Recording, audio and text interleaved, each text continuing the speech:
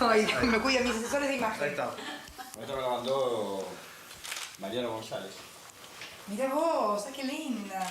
Míralos. El video los muestra en su casa de Río Gallegos. Es un material en crudo que nunca se había publicado hasta ahora y corresponde a mayo del 2003. Néstor ya fue elegido presidente, pero todavía no asumió. ¿Siempre fue coqueta? Siempre. Y mi vieja es igual que yo. Genético es. No hay conflicto con la prensa, ni con la justicia, ni con el campo, ni con las grandes corporaciones. ¿Qué es ¿Este es su lugar? Sí. Va.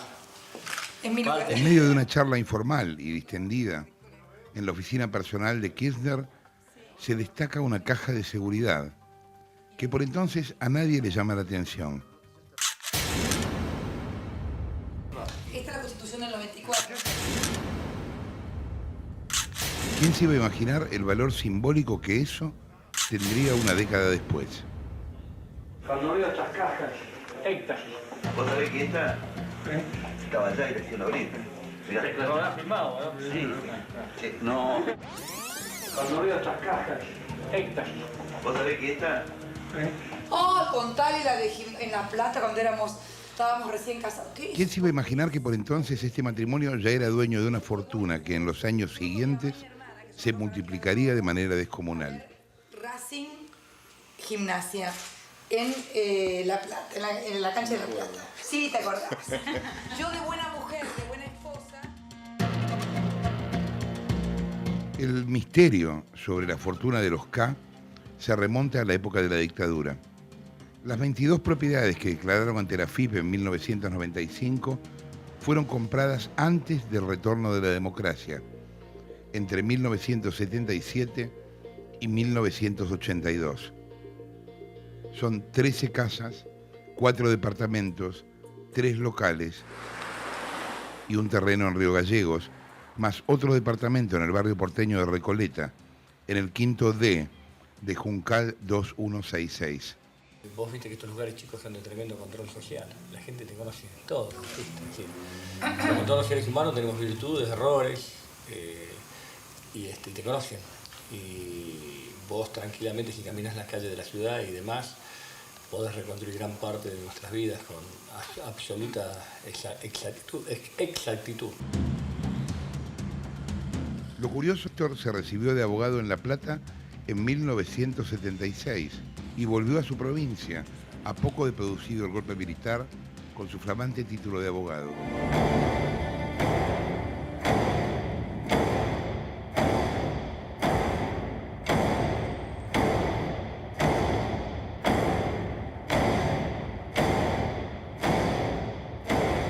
¿Cómo hizo para obtener todas esas propiedades cuando recién empezaba su carrera?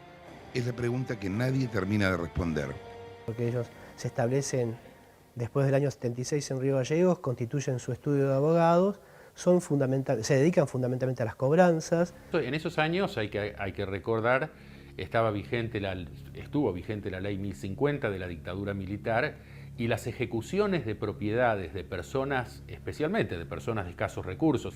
Por lo tanto, mucha gente que estaba endeudada por esa circular del Banco Central se vio obligada a dejar de pagar y como consecuencia de eso, Kirchner, que era abogado de una financiera que otorgaba esos créditos, remató las casas. Eso le permitía, en muchos casos, adquirirlas a un precio mucho más bajo. ¿Cómo era ese procedimiento de compra? Ellos son abogados de Finsur y fundamentalmente van comprando las casas de aquellos que no podían pagarlas, que tenían deudas impagas con las entidades financieras. Y estoy convencido que ellos, precisamente por la posición que tenían, accedían a financiamiento que en vez de disponerlo a favor de la gente, lo apropian ellos y compran esas casas que estaban a valor de remate y luego con los propios alquileres de esas casas van pagando los créditos que hayan podido tener. El compañero Néstor Carlos Kirchner. Ninguno de los dos venía de una familia adinerada. El padre de Néstor era empleado postal de Río Gallegos y el de Cristina colectivero en La Plata. En su estudio de la calle 25 de Mayo, 166 de Río Gallegos, Kirchner se especializó en cobranzas extrajudiciales. ¿Ellos intervinieron en alguna causa en defensa de presos políticos o en No, alguna nunca. situación de lucha o de resistencia contra la dictadura? No, jamás. Los Kirchner no tuvieron ninguna actitud, ni siquiera de solidaridad con quienes llevábamos adelante casos de defensa de perseguidos por el gobierno militar en aquellos años. ¿Te acordás qué estilo de vida tenían o cómo era la vida de ellos en ese momento cuando tenían el estudio acá en Santa Cruz? O sea, nada, gente común, gente joven, que estaban teniendo su familia, que estaban empezando.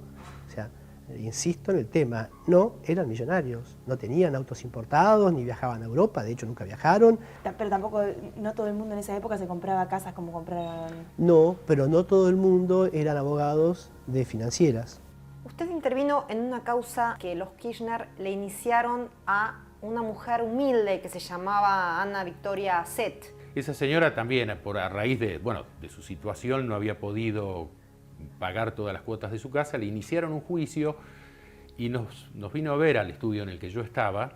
Y la verdad es que a medida que uno avanzaba y veía el procedimiento que se había seguido para intentar quitarle la casa a esta mujer, no había otro camino que la indignación. En un momento yo en un escrito,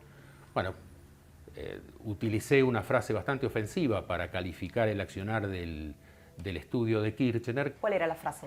La frase era una comparación con Shylock, el personaje del mercader de Venecia que pedía la onza de carne, pero la verdad que fue un exceso.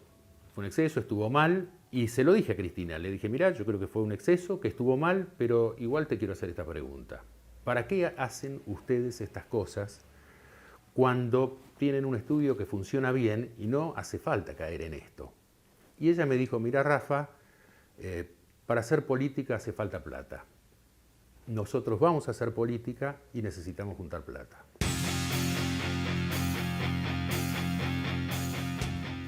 En la primera declaración jurada que figura en el expediente de enriquecimiento ilícito, que es del 1995, el matrimonio Kirchner, figura que ellos tienen 22 propiedades adquiridas durante la dictadura. ¿Cómo puede ser eso?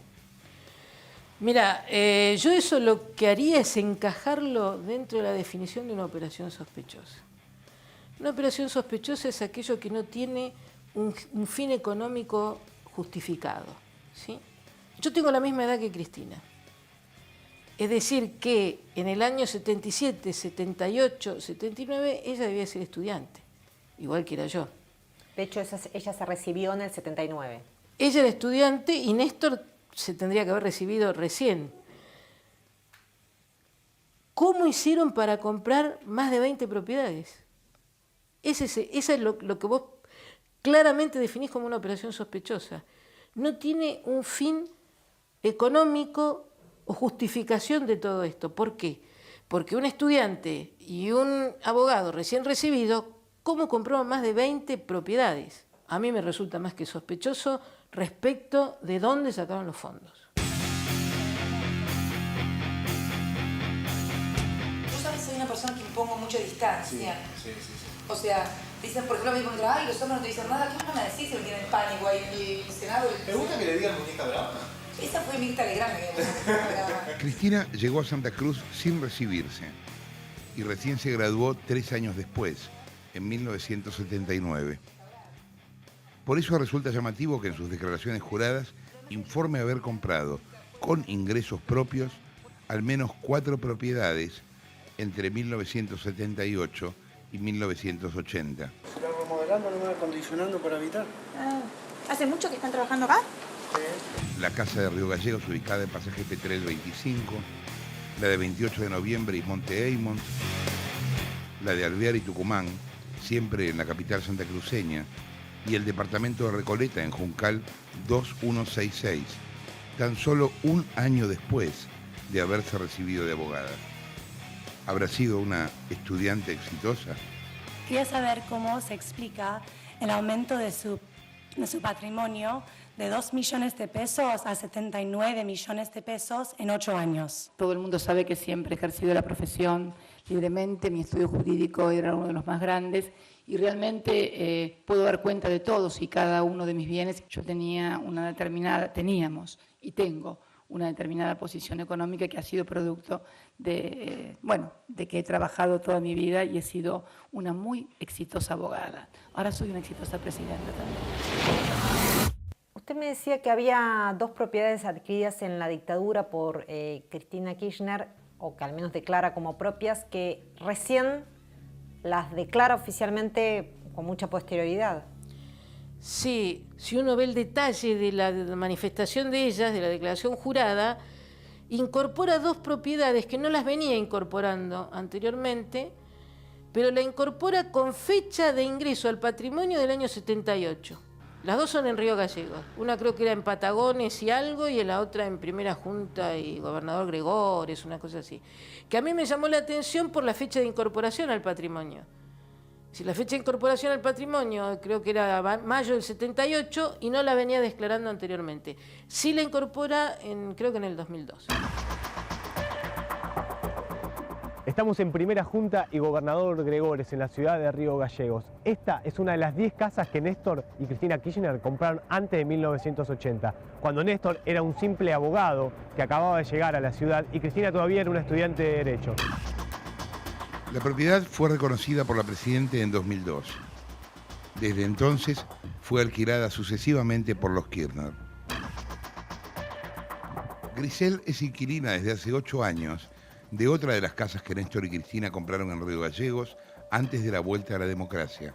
¿De qué programa somos? Sí. De Periodismo para Todos. Ah, bueno, pasa. Es la de Patagones 144, también incorporada oficialmente al patrimonio recién en 2002. ¿Y qué pasó en esa hora que no estuvimos? Apenas se fueron, empezó a melodiar un Megane gris claro, llamados para decir que no diéramos la nota, porque si no quería que nos pase algo a la familia, porque ya la amenazan, están acostumbrados. Hace 2 años la casa se puso en venta. Grisel quiso comprarla, pero cuando empezó los trámites se enteró que la propiedad tenía nuevo dueño. Ya no era de los Kirchner, había pasado a manos de Jessica Uriarte. ¿Quién es Jessica? La esposa del ex chofer de Néstor, Rudy Ulloa. Me decís que hace 8 años que alquilan, ¿piensan quedarse? Digo, tuvieron... No, porque hoy casualmente se fue a pagar el alquiler y nos dijeron que no se va a renovar el contrato porque van a tirar abajo la casa y quieren hacer una sola casa. Las casas de los Kirchner dieron buenos dividendos. Se alquilaron, se vendieron o se reconstruyeron para dar lugar a depas modernos. ¿A que no sabes a cargo de quién están las obras de edificación? Obvio, de Lázaro Báez. Mira, había una casita de barrio que era inicialmente una casita con 2 dormitorios, una cocina, un living. Vinieron con una topadora, en 2 días limpiaron el terreno, en 2 días. Y levantaron eso en 9 meses. La propiedad es de Máximo Kirchner. Eso es lo que yo sé. ¿Y sabés quién los construyó? Los construyó Lázaro Báez, que a su vez él traía gente de otras provincias, digamos, les alquilaba los locales y a su vez trabajaban para él en la constructora. ¿Lo levantó Lázaro Báez con Austral Construcciones? Con Austral Construcciones, sí. ¿Ustedes lo vieron eso mientras vos estabas acá en la mercería de niña? ¿Qué viste, las camionetas? Todo. Además de este inmueble de Mariano Moreno y Perito Moreno, hubo otras propiedades de los Kirchner que sufrieron la misma transformación. Es el caso de Mitre 535, Alvear y Tucumán, Bellavista 495 y Petrel 25, actualmente en obra. Recordemos que todas estas casas fueron compradas durante la dictadura militar y en los primeros años de Néstor como abogado en Santa Cruz, pero algunas de ellas fueron declaradas recién muchos años más tarde. A ver, año 76, año 83, estamos hablando de una persona que tenía entre 26 y 73 años. O sea, evidentemente le fue muy bien desde el punto de vista patrimonial, pero nada que ver con ser millonario y muchísimo menos nada que ver con la cantidad de dinero que ellos van a hacer luego cuando son funcionarios públicos. El primer cargo del expresidente fue en la Caja de Previsión Social de Santa Cruz, donde trabajó desde fines del 83 hasta mediados del 84, con el actual ministro de Seguridad, Arturo Puricelli, como gobernador. La campaña de esclarecimiento, la campaña de recorrer casa a casa y puerta a puerta. No duró mucho en ese puesto, pero le sirvió de puntapié inicial para construir su plataforma política y alcanzar la intendencia de Río Gallegos en 1987. A partir de ese momento, Néstor ya no dejaría más la función pública. Su principal fuente de ingresos sería su sueldo como intendente primero, Bonos por 600 millones de dólares. Gobernador de Santa Cruz, después, y finalmente presidente, y el cobro de alquileres de esa veintena de propiedades que había adquirido durante la dictadura. Yo, gracias a Dios, desde que estoy en la política, más que acrecentar mis bienes personales, fui para atrás. No me pasa lo de otros dirigentes que a partir del momento que entraron en la política han acrecentado sus fortunas, o no tenían fortuna, o no tenían nada, y yo tengo todo absolutamente declarado cuando fui intendente, cuando fui gobernador las 3 veces, tengo todas mis cosas a la luz del sol, soy nacido y criado en Santa Cruz. La fortuna de los Kirchner debe empezar a investigarse después de los primeros años de la gobernación de Santa Cruz. Kirchner, que era gobernador desde el 91, empieza a organizar el sistema de saqueo del Estado que le sirve de antecedente a lo que se hizo después en la presidencia de la República. Por lo tanto, las coimas en la obra pública, la situación de los créditos incobrables que otorgó el Banco de la Provincia de Santa Cruz a decenas de personas vinculadas al gobierno, donde, vale resaltar, una de las personas que estaba precisamente en la dirección de ese banco era Lázaro Báez.